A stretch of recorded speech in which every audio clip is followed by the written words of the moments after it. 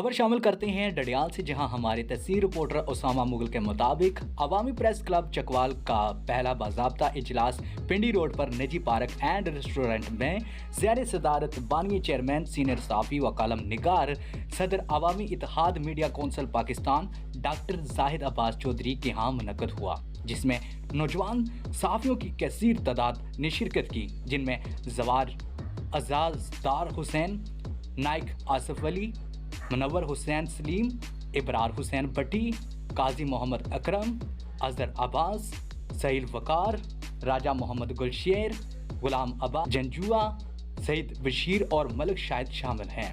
जबकि Chakwal press club के senior अहदेदारान फ़कीर खालिद मलिक और राजा इफ्तिखार अहमद ने इजहार यकजहती के लिए खुसूसी तौर पर शिरकत की। इस मौका पर बानी चेयरमैन सीनियर सहाफ़ी व कालम निगार डॉक्टर जाहिद अब्बास चौधरी ने गुफ्तगू करते हुए कहा कि अवामी प्रेस क्लब की बुनियाद रखने का मकसद डडियाल और ज़िला चकवाल के सहाफ़ियों की फलाह बहबूद और उनके हकूक़ की जंग एक नए जज्बे से लड़ना है।